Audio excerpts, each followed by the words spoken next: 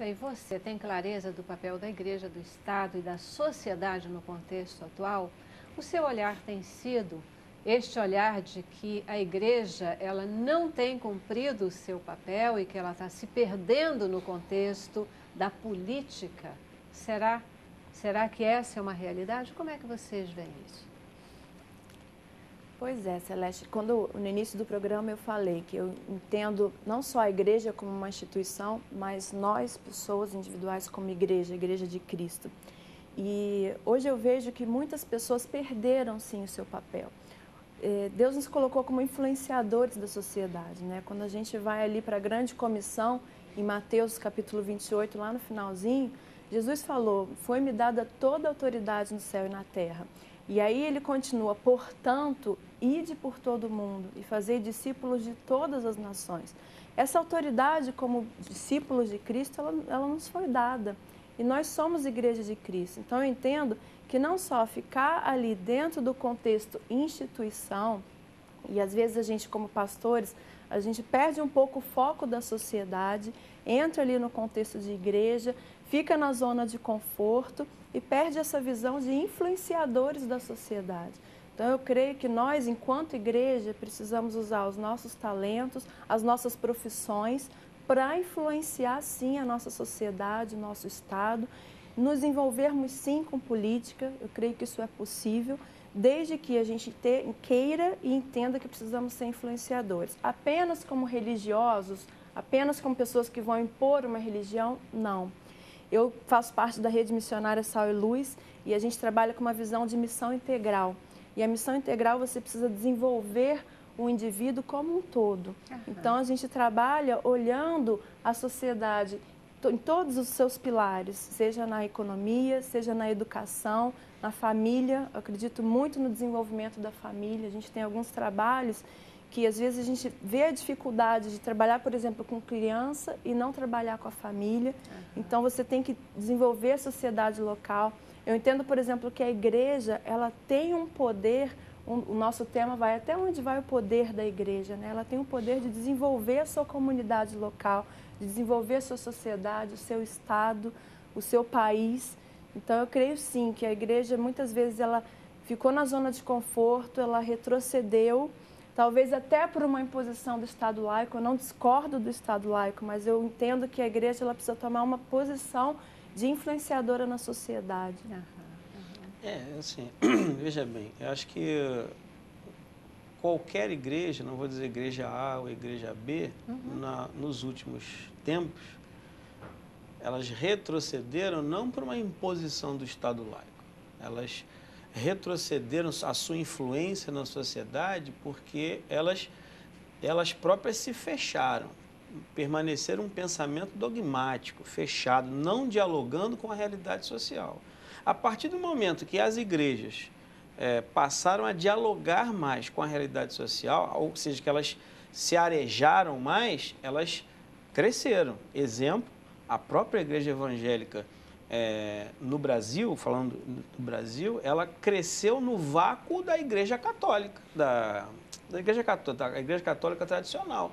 Ela ficou fechada, hermeticamente ali, dogmática, e ela foi perdendo, usando o tempo, perdendo fiéis ao longo do tempo. E quem cresceu nesse vácuo? A igreja protestante, que ela veio com uma forma nova, uma forma diferente e ocupou um espaço. Então não foi o Estado laico que retrocedeu essa questão. Tanto é que, se a gente olhar hoje a posição do Papa Francisco, é um movimento de retomar o espaço da Igreja Católica e vai reoxigenando o pensamento da Igreja Católica. Por que eu estou dizendo isso? Veja bem, nós nunca podemos perder de referência que aquilo que você acredita que é o certo como orientação religiosa pode não ser o que eu acredite. E aonde é que entra o Estado laico? Não é para incriminar você ou para impedir que você defenda as suas ideias. O Estado laico entra para garantir que você continue defendendo as suas ideias e que eu não seja obrigado a viver nas suas ideias, uma vez que eu não comungo com elas, eu tenho outras ideias. Então o Estado laico ele vai garantir o seu direito e o meu direito, e o dela, que ela pode ter outras ideias completamente religiosas, completamente diferentes das suas, mas que não vai seguir o que professa a sua religião. Então, o Estado laico, ele entra para garantir o seu direito, o meu, o dela, e que todos possam viver pacificamente. E talvez nesse contexto seja de suma importância que a igreja ela possa ampliar esse olhar e esse contato com o seu papel principal. Exatamente. Seu papel principal de divulgação, de propagação do amor de Cristo, né?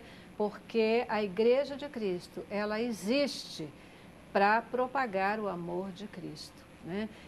A instituição que é criada é apenas um instrumento, um respaldo, uma forma para viabilizar esse mover do trabalho da igreja, né? Do amor de Cristo. E como é que se propaga esse amor de Cristo?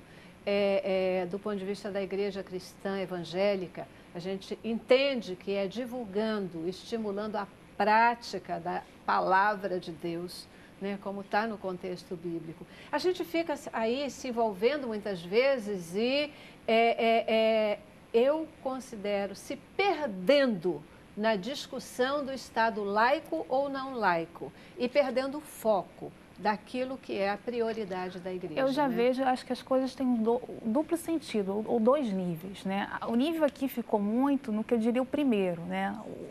O nível prático. A ação social da igreja. De fato, a igreja, dos anos 80 para cá, ela vem sim, principalmente a igreja católica, com um movimento de recuo de projetos sociais.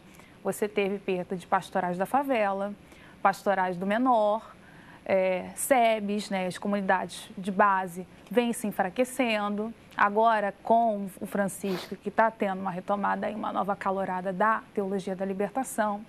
Mas a igreja, ela jamais deixou de ser atuante no seu segundo nível. E que nível é esse que eu falo? O nível da participação política, efetivamente. Seja ela católica, seja ela protestante ou evangélica. Muito pelo contrário. Eu diria que grupos dogmáticos fortaleceram suas ideias para justamente intervir dentro da instituição, ou seja, leis, normas, né, enquanto instituição do Estado. E esse eu vejo que seria o grande problema da igreja, porque quando grupos religiosos fortalecem-se dogmaticamente para intervir na instituição, aí você não abre espaço para um diálogo. Porque o Estado laico, se o Estado é ou não laico, está dentro da discussão se vamos imprimir uma leitura, e que leitura essa será expressa, ou se nós vamos sentar aqui como estamos para poder colocarmos nossas diferentes ideias e tentarmos chegarmos a um denominador comum. A igreja vive esse movimento hoje. Contudo, toda a sociedade, na verdade, ela se regula e você tem razão, porque através dos tempos a igreja sempre teve uma participação, né, na questão política, de uma forma ou de outra, sempre teve, e todas as leis, elas existem para regular o comportamento social, né, para definir esse relacionamento, definir o bem-estar da sociedade, as práticas dentro de uma sociedade. A grande questão é quando essas leis elas começam a ter a característica muito forte dogmática, né? Dentro de um contexto do cunho cristão, e começam a surgir as grandes questões. Eu acredito na defesa de princípios, porque a gente sabe, né, a questão da base de uma sociedade, dos princípios éticos, do relacionamento, da família, dos princípios sociais. E se a gente for olhar aqui como Jesus agiu no tempo que ele teve no seu ministério terreno, a gente fala da questão das ações sociais da igreja. De novo, a ação social é instrumento, porque o homem é um ser integral, não é? O homem, ele não vive só de um conceito, ele tem uma vida, ele precisa estar bem. E Jesus, ele fazia isso o tempo todo, ele cuidava, né? Ele cuidava do físico, ele cuidava da alma e ele cuidava do espírito. Então, essas três dimensões sempre foram cuidadas. O Evangelho, ele cuida dessas três dimensões. Mas hoje a gente começa a ter, né, às vezes, uma mistura disso para talvez confundir. E é preciso a gente realmente ter atenção. O papel do Estado regulador que vocês têm colocado aqui, né? O papel da igreja e o papel da sociedade, né? Como é que a sociedade, a gente falou menos da sociedade, a gente falou da igreja, falou do Estado, como é que a sociedade deve se posicionar num contexto dessa relação? A sociedade, eu diria, tanto o Estado quanto a igreja só existem por conta de pessoas, por conta da sociedade. Então, a coisa está muito disseminada, né? Quando se fala em igreja e Estado, automaticamente você aciona a sociedade. Mas eu acho que um bom caminho, né, para uma discussão dessas três questões, né, aqui evocadas pelo programa, é entender que, de fato, como você estava falando, existem elementos, né, morais ou éticos universais, né? Eu acho que esse é o primeiro caminho, ter essa percepção. Quando a sociedade é capaz de entender que há elementos derivadores de um bem comum, de uma política em que eu não só esteja fortalecendo a minha leitura ou o meu bem-estar, mas eu também seja capaz de pensar nos demais, ele, enfim, todos, isso eu acho que seria o primeiro movimento da sociedade. Mas, infelizmente, além da igreja, há grupos também que, por exemplo, no âmbito da economia, empresas, né, grupos organizacionais, que vão estar querendo imprimir a sua leitura também, né? No âmbito do trabalho, na questão do gênero, né, questão do trabalho infantil, questão de etnias. Isso tudo é também um elemento aí que vai estar agregando a um favorecimento do bem-estar de todos ou não.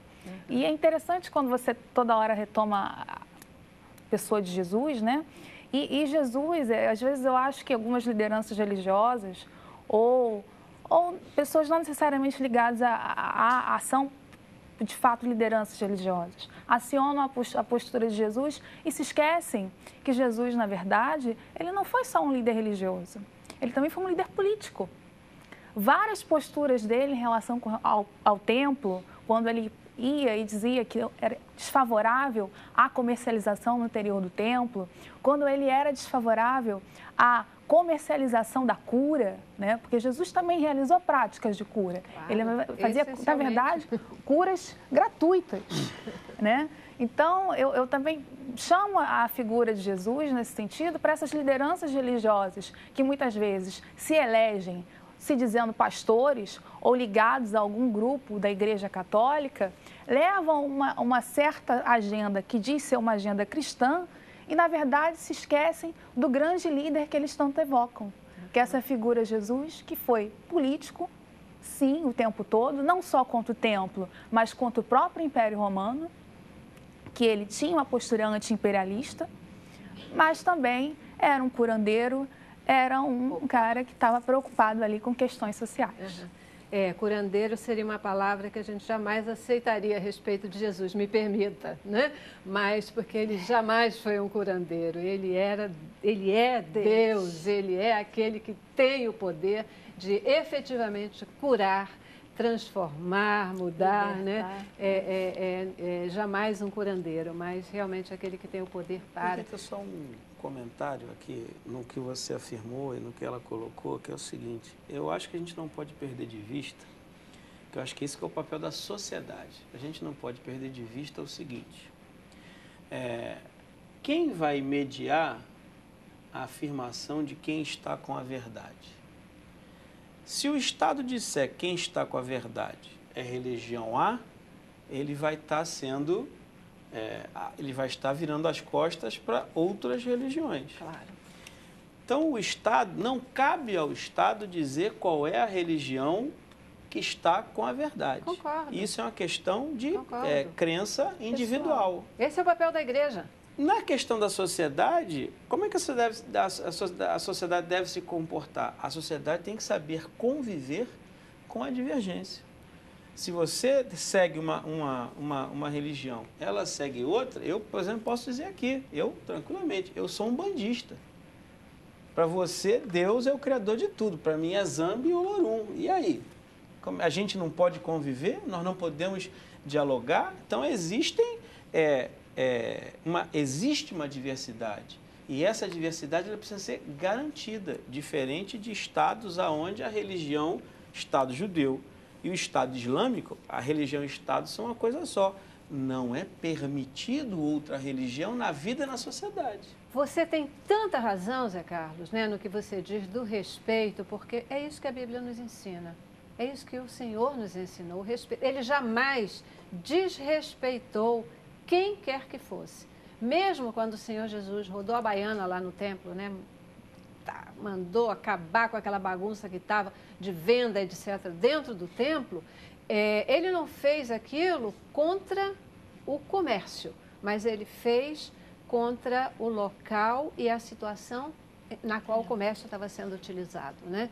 Porque o respeito, o amor ao próximo é o primeiro mandamento que realmente a gente tem ensinado pela própria palavra de Deus. E assim, até pegando esse gancho, assim, a sociedade é quem vai ditar isso. Eu vejo muito, porque quando a gente entra como igreja na sociedade e quando a gente entra, Celeste, com essa visão de missão integral, onde você não está impondo uma religião, mas onde você leva valores e valores bíblicos e principalmente você agrega valor, você foca no desenvolvimento daquela sociedade, em que você leva educação, em que você leva estrutura familiar, em que você leva estrutura política.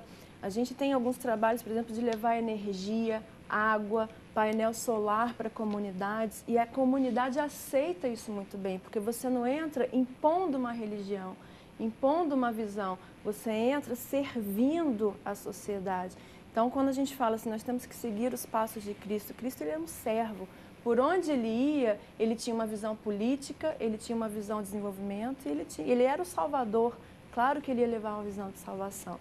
Então, quando você entra servindo a sociedade aceita muito bem esse papel da igreja de ser um influenciador na sociedade. Ele foi o primeiro a dizer a César o que é de César e a Deus o que é de Deus, né? Estabelecendo claramente aí a diferença.